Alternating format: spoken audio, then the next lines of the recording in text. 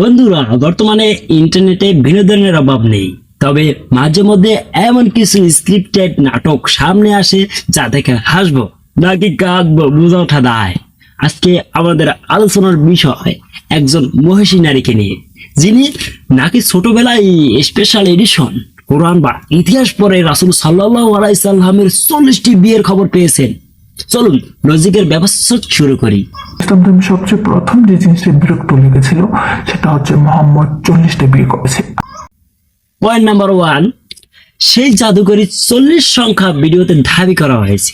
তিনি ছোটবেলায় জেনেছেন রাসূল সাল্লাল্লাহু আলাইহি সাল্লাম বিয়ে করেছেন 40টি। আচ্ছা, আমরা তো ছোটবেলা থেকে বুখারী, মুসলিম কিংবা আর রাহিকুল মাকতুম পরে জানলাম সংখ্যাটা হলো 11 থেকে 12। এই 40 সংখ্যাটা আপনি কোথায় পেলেন? ওহ, বুঝেছি, বর্তমানে কিছু নির্দিষ্ট বাটপার ওয়েবসাইট যেমন আসিফ সাহেবের সাইট, আসাদ নূরের সাইট ছাড়া এই 36 থেকে 40 সংখ্যাটা পৃথিবীর কোনো ইতিহাসে নেই। আমি অনেক ছোট থাকতে এই ব্যাপারটা সম্পর্কে জেনেছি, তো আমি ভাবতাম একটা মানুষকে কেন 40টা বিয়ে করতে হবে। প্রশ্ন হলো, আপনি যদি ছোটবেলায় এটা জেনে থাকেন, তবে কি ওই সব ওয়েবসাইট আপনার জন্মের আগেই তৈরি হয়েছিল, নাকি আপনার কাছে টাইম মেশিন আছে? মানে পতিতালার মানে খাবারের মাল হয় যা হয় আর কি। একদিন তো পড়া শুরু করলাম, তো পড়তে পড়তে যখন 193 নাম্বার আয়াতে আসলাম, তখন এই আয়াতটা পড়ে তো আওয়াজ শক। আমি বললাম, আরে কোরআনে তো এরকম জঙ্গি হামলার কথা বলা আছে। নাম্বার 2, সুপারসনিক ব্রিডিং স্পিড। সূরা বাকারা। আমাদের এই বোন সূরা বাকারা পড়া শুরু করেছেন, পড়তে পড়তে 193 আয়াত পর্যন্ত চলে গেছেন এক বসায়। সূরা বাকারা হচ্ছে কোরআনের সব থেকে বড় সূরা। সাধারণ মানুষের থেকে কয়েক ঘন্টা লাগে বুঝে পড়তে, সেখানে ওনার স্পিড তো দেখছি 5G ইন্টারনেটের চেয়েও বেশি। সূরাটা আমি পড়েছি, মোবাইলে অন করে ঘুমিয়ে যাই।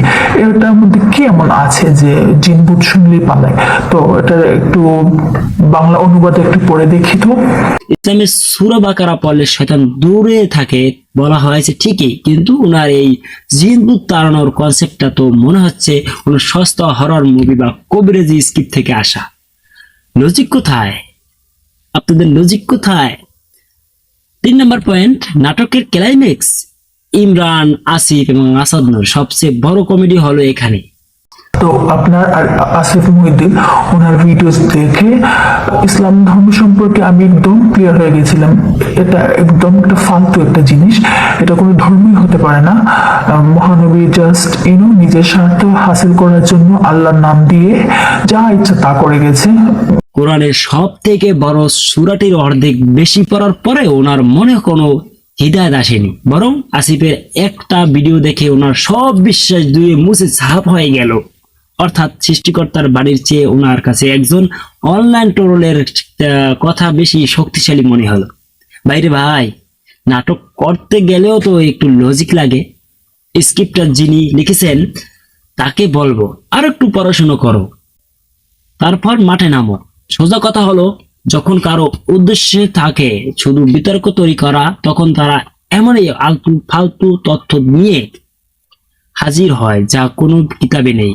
শুধু কয়েকটা এজেন্ডারি ওয়েবসাইটে আছে। জনগণ এখন অনেক সচেতন।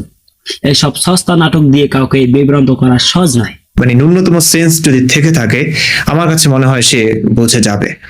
আপনাদের কি মনে হয়, এই ভিডিওটা কি কোনো খামারের প্রোডাকশন নাকি নিছক কাকতালি? কমেন্টে জানাবেন অবশ্যই।